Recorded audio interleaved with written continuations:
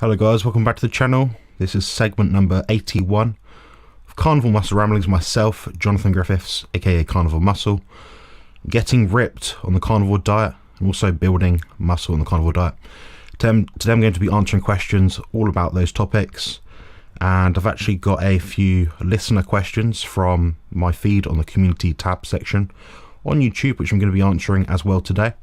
So please get your questions in early to avoid disappointment, otherwise I will not be able to answer them after the time has finished, of course, as you guys would expect, because this is, as in the title, a live Q&A.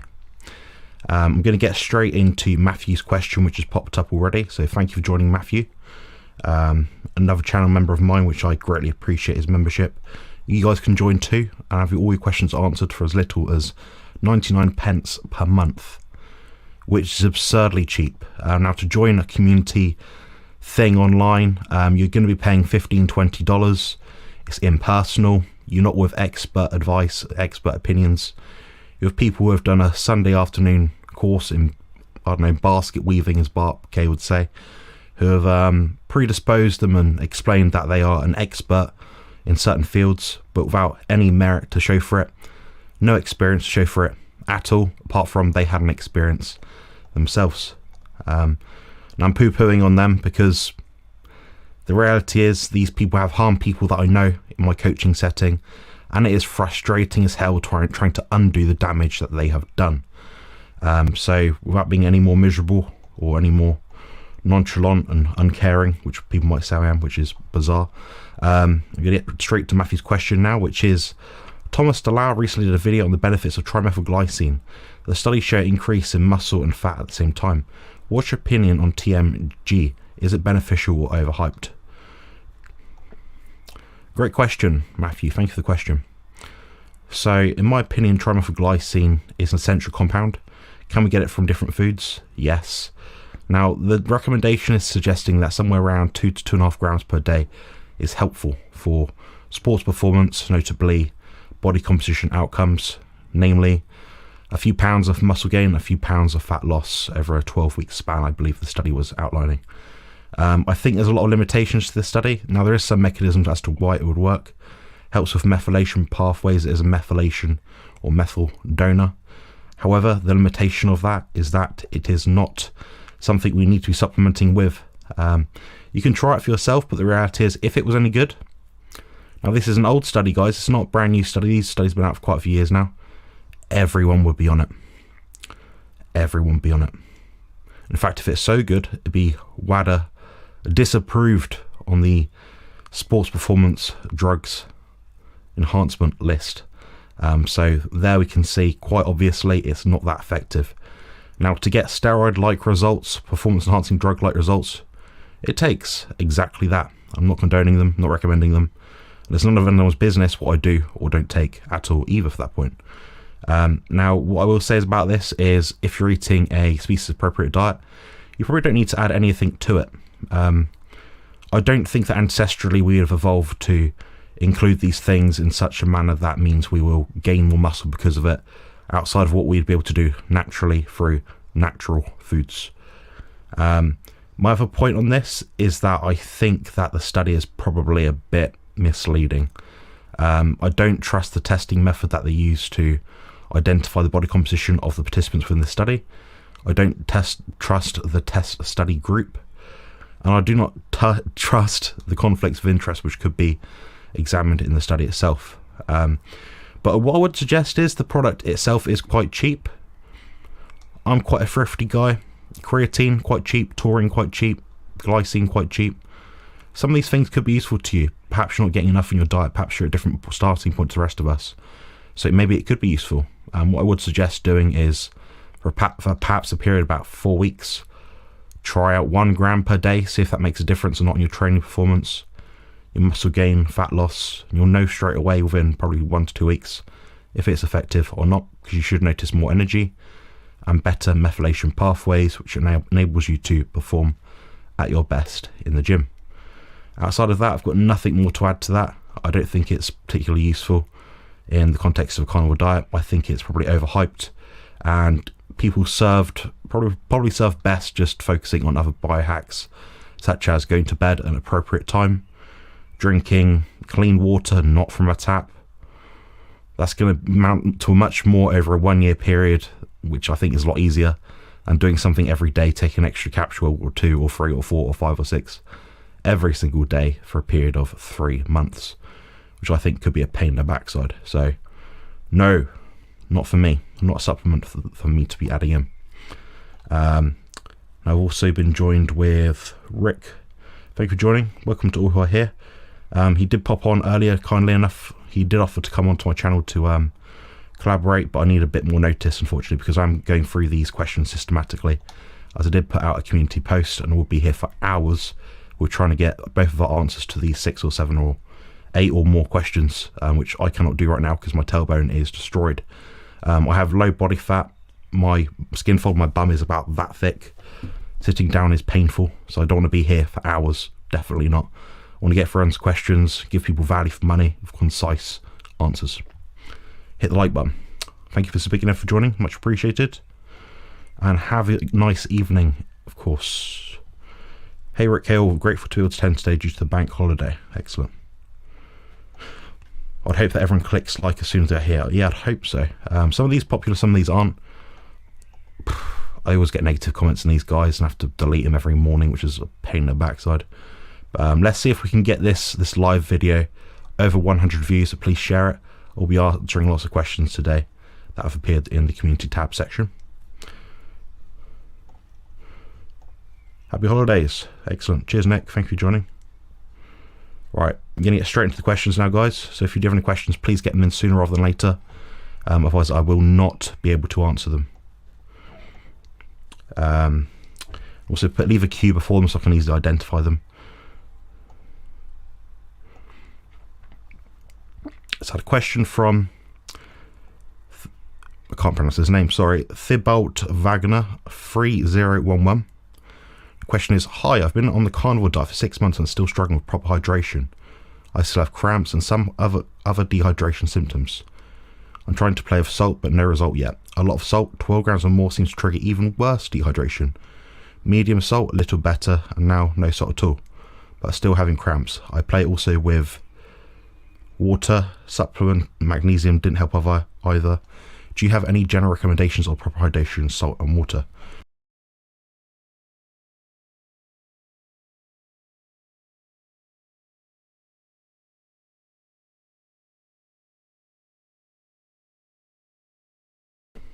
Sorry guys, pressed the wrong button. Yes, so my recommendation for salt is to go back onto my live videos. And maybe 2 weeks ago, we did a live video with 6 of us, I believe, talking all about hydration on the carnivore diet. So I suggest you watch that video. It is very informative. It gives you every single angle you could possibly think of on salt on the carnivore diet within a 1 hour video. So if what I recommend to you now doesn't help, the answer will be in there. Between us, everyone on that panel, we've probably spoken to, in a consultation setting, over 1,000 different people, so we've got a pretty good summarization of what could or could not be true. I personally would look more at listen to your body. It seems like you're playing around with salt intake too much. You're going from high salt to medium salt to perhaps low salt to no salt. You're not giving your body a time to adjust. There's not much context to the question itself, so I couldn't really give that much information, of course. You're adding in magnesium, which is probably helpful. I think the issue of the cramping could be drinking too much water, having too much salt, or not allowing the kidneys to have a sufficient enough insulin bump, which signals the kidneys to store, compartmentalize and move around electrolytes around the body. That's what I'd look at. So the way you have to do that is to have enough protein in at least one single sitting per day. So for a lot of people, depending on your size and body weight, your activity levels, it's going to look like something between about maybe 30 to 60 grams per day.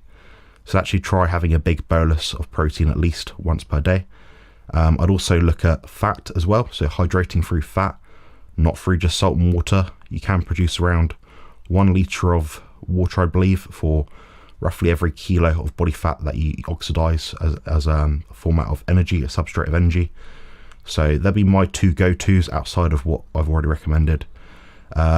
The other thing is you're going very unsteady, you're trying lots of things. You probably just need to let your body settle and do something else. I'd also need context of how long you've been following the carnivore diet. I know you said you've been doing it for 6 months, but is that strict, or is that you've been adding fruit and honey like a lot of people? That can impair things a lot. If you've been abusing the liver supplements or different supplements, different kinds, that could be it as well. I think the best balance of nutrients is probably to have the natural nutrients in terms of sodium, potassium, other electrolytes found in meat alone, in the proportion that they're found, then perhaps add in salt. If you're from a background where they would have brined food, perhaps smoked, salt smoked, soaked different foods in salt, like fish, ancestrally, that might play some indication into the salt needs that you have as well. So I'd look at your ancestry, your stage in your carnivore career, if you can call it that, your protein to fat ratios, the amount of food that you're eating in a given day, the amount of protein that you're eating in a given setting, and also follow your appetite for salt and your taste for salt, and also your thirst for water. I highly recommend not drinking too much water. That's what causes most electrolyte issues in my experience. So I'm doing that myself right now. I'm not producing much metabolic water because of low body fat. Therefore, I'd have to drink more water to stay hydrated. Therefore, I need more electrolytes. Therefore, I need a bigger insulin bump per meal in order to make sure that the kidneys flush out and compartmentalize the electrolytes as needed throughout the body in the right proportion. So that's my short answer there. Hopefully that's helpful to you. Thibault 311. So my next question is from Carnivore Coda. What is your thoughts on HMB in relation to general weight loss, such as an obese person losing weight for a zero carb animal based diet, specifically to reduce risk of muscle loss? HMB is largely a waste of time. We don't see a substantial difference. We find some industry funded stuff with heavy conflicts of interest. HMB is just a downstream metabolite of leucine, which is found in food. Where'd you get leucine? Dairy, eggs, meat, fish, animal foods, in the highest proportion. The highest proportion is in dairy, of course. If you don't tolerate it that well, you just need to eat more other foods. It's that simple, guys. So that's how you get the anabolic muscle protein synthesis activation through the cascade of leucine downstream into other metabolites, which cause IGF-1 signaling, which cause muscle growth and cellular replication appropriately, assuming that you're in the right state of a ketotic or ketogenic metabolism as opposed to a carb-based metabolism. So that's my general gist on HMB. Do I think it's helpful for some people? No. I think you should take it maybe if you happen to come across it and it's free. I'd rather see someone just use straightforward leucine powder, which is tried and proven, and also much cheaper. So save your money, keep yourself happy, buy a meal out of family, spend time with your family, and don't waste your time looking at metabolites of things to try to reduce muscle loss on a fat loss diet. Now, in the context of an obese person, you'll probably most likely not lose muscle on a carnivore diet.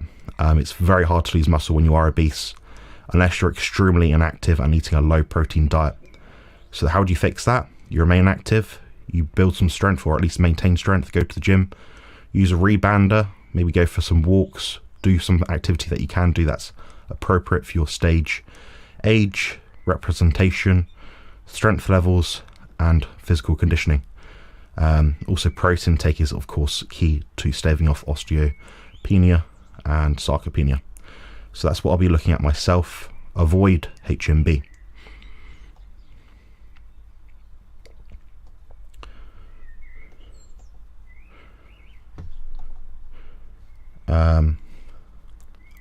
Got a question from @Domi. Hi there, I'm on a carnivore diet but still have fruit teas, the ones in tea filter bags, some lemon and no sugar. Was wondering, do fruit teas have anti-nutrients? Should they be avoided for optimal health? Thanks, Jonathan. Great question. So my take on it is that fruit teas will contain some form of tannins. You do lose out on the fiber anti-nutrient side of it, which is great. Do I think they're going to cause absolute problems to people? Most likely not. I'm glad you're just having it with a bit of lemon and not some honey, not any sugar added to it, which is pretty good. All I will say is a lot of teas can dehydrate you, in that they might actually bind to some electrolytes. They might bind to iron, which is prolific in the space of the vegetarian, anorexia, vegana space online. They have to drink lots of herbal teas and they need iron supplements because of it. Tannins bind to iron in a form of negative chelation, which will prevent the uptake of iron into the body cells, and therefore you'll need more iron, and therefore you won't feel as good.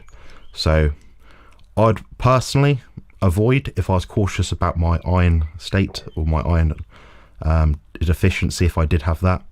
Other than that, I wouldn't worry too much. I don't think it's going to break the bank. But great question.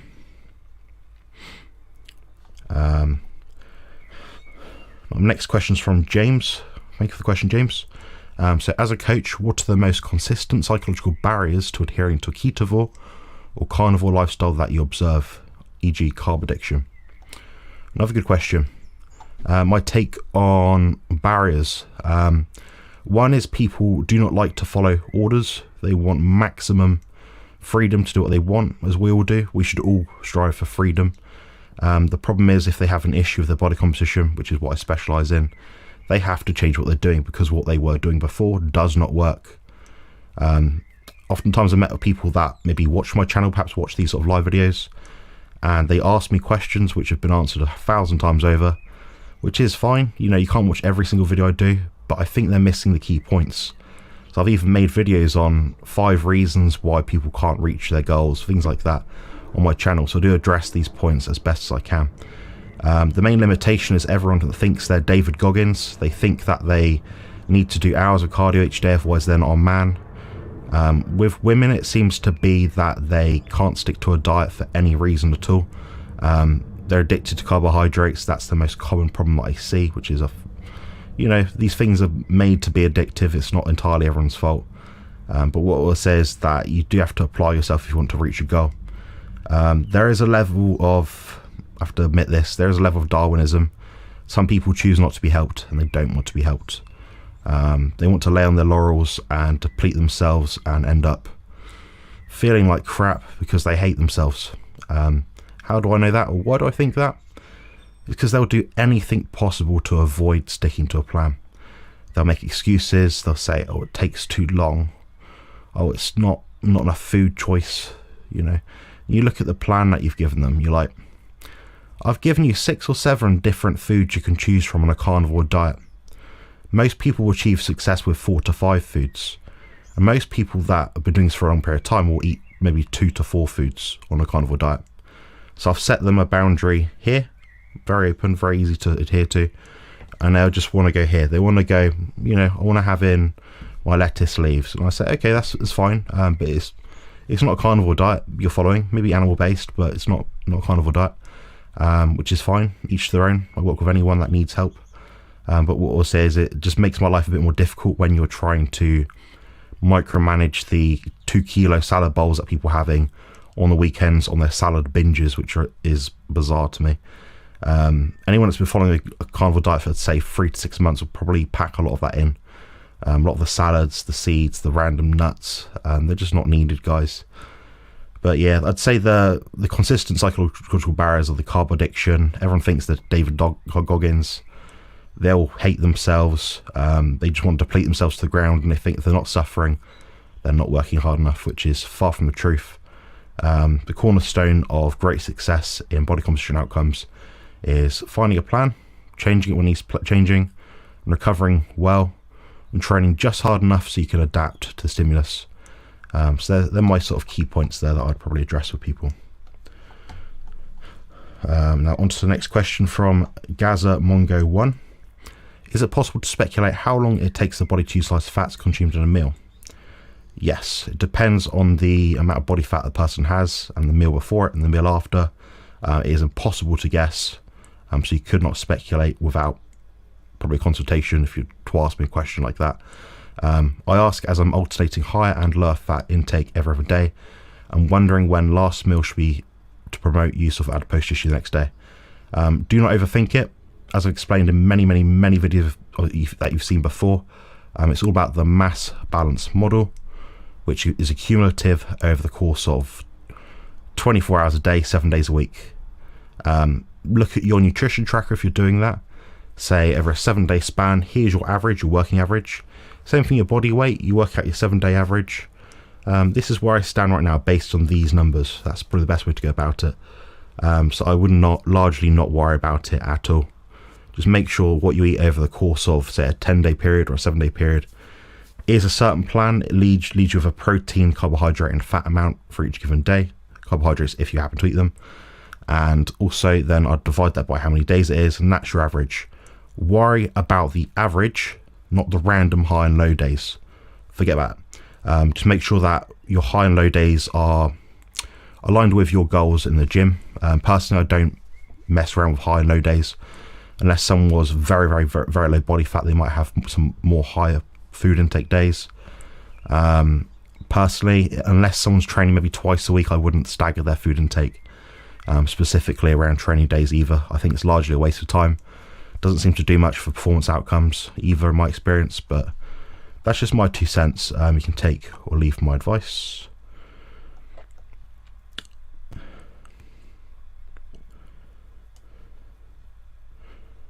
I'm going to get to the next question now.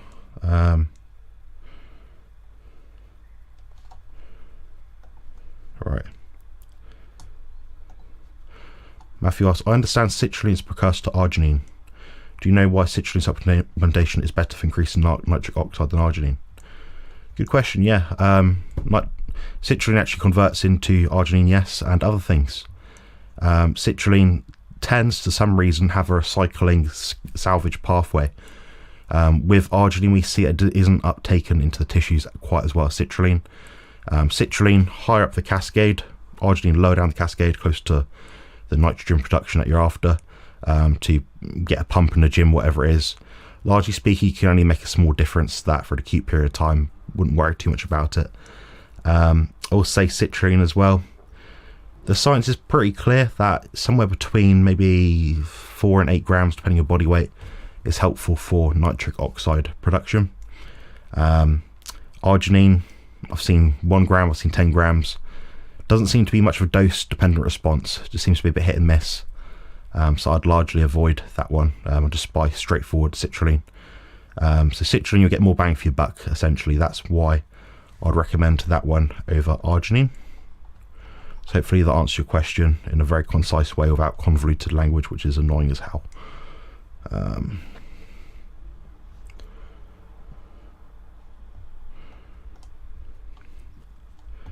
Right, so do an update on my progress, guys. So we've got no more questions tonight, which is pretty good. It means I can wrap up shortly and hopefully I've given you guys some value. So please let me know in the comments below if I've answered your question and give you a bit of help. If I've not answered your question succinctly enough, you want more detail, please book in for a consultation and I'll answer any questions through that specifically. So as of the last week, I have decreased my training volume, for anyone wondering. I've dropped off pretty much all the warm-up sets in my training because they're a waste of time. I don't need them. I don't seem to gain much from them, generally speaking. My current weight is... gonna find it now. Current weight is hovering around... Well, I had a high day Sunday. So current weight is 95.9 kilos. Steps are around 6,500 on average, which is a lot for me, guys. It is very tiring. Body fat, something like 4.5% using a 9-fold digital body fat caliper scale, which is a useful trend for me. It does seem to be helpful. Sleep quality low, training performance still quite low, strength still quite low, motivation high, diet adherence high, digestion's a bit low at the moment, but just because I think I'm not sleeping as well. Appetite's high as usual, you expect that though. Averaging something like 5 hours, maybe 4 hours of sleep a night actually, which is probably not enough, so I need to have some more naps during the day. So as soon as my phone stops going off 20 times a day, maybe I'll get round to doing that. Yeah, other than that, training's going good. You'll see an update on YouTube hopefully, and if not, you'll see it on Instagram on Friday morning. That will include my weight, my digital body fat caliper measurements, and also my photos, my progress photos. Should start to see a lot of changes over the next few weeks, because I'm currently 4 weeks out from my next competition, which should be June the 2nd. I think it's a Sunday, I can't remember. And in 2 weeks time I've got the Public Health Collaboration UK, so that'll be quite a arduous journey for me, 2 hours up on the train or so in London. Hopefully there's no stops or any sort of changes or interruptions to my journey. So yeah, all good. Thanks for answering my questions. Great and easy to understand answers. Cheers, that Matthew, appreciate that. I tried to give it across in a simple way that just refines all the noise, all the crap, and just put it into a concise answer. Is it good? Is it not? Why not? That's just my goal with this channel. I hate when people talk around the bushes and can't get to the point. Answer the question. Just takes 2 to 3 minutes to answer a question, guys, unless it requires a lot of context. So your sort of questions, Matthew, are always very thoughtful, they're relevant at the time. You know, about citrulline and also the Thomas DeLauer TMG stuff. So yeah, I appreciate your questions. You always come up with quite good ones, which is helpful to me. So yeah, I might do this again next week. I might preload the questions so you guys can see what's going on. But hopefully that gives you guys some useful insights. If you've got any more questions, please leave them in the chat ASAP, otherwise they will not be answered. As for upcoming videos on my channel, I do have a short clip which is about 10-12 minutes long, which is about sleep. Very common thing at the moment, seems to be quite relevant, people keep asking. And I've actually got an interview with Professor Bart Kay. I've got 2 segments to that. And we were looking at Brian Johnson's diet, training and supplement plan thing. We critically analysed that, and we also looked at raw versus cooked meat, which is another relevant thing at the moment. So I'm trying to give you guys content that seems to be popping up a lot on my feed. It might just be my feed, maybe I'm a weirdo and I attract all this sort of crap, I don't know. But there we go. Very good. Alright guys, I'm going to wrap it up there. Again, if you've not joined my channel yet, please do join as a channel member from as little as £1 per month, which is very cheap. I recommend that to everyone. You'll get all the same perks, guys, whether you're a £1 member or I think it's £12 member. There's different tiers, the amount you want to donate to my channel. And you do get perks for it, guys. And not like some channels where they say, oh, join my channel for £4 and I'll, you know, you get a perk. No, there are about 10 videos out to channel members only, which are highly informative, valuable, some clips, some not. I've got an advanced hypertrophy programming video in there. I've got carnivore ice cream video in there. A lot of stuff that's really interesting, guys, that you're going to be able to enjoy. So you can check that out if you haven't joined yet already. Otherwise, tomorrow, guys, we have the live Q&A with Lee from the operating room. Kent Carnivore, not really. He's well, he'll be in hospital bed. We're going to be talking about digestion, which is very relevant to him because he has ulcerative colitis and he's had different issues with his guts. So we're able to talk about that one, and I'll just ask any questions about that, guys. So I believe that should be out tomorrow. It'll be at 7 PM UK time, if you haven't noticed that one yet. The title is How to Fix Digestion on Carnivore, Team GB, live Q&A, session 26. So join that one. It will be all about how to fix digestion on carnivore diet. Lots of different insights for other people like myself. Thank you very much for joining, and enjoy your evening. Cheers.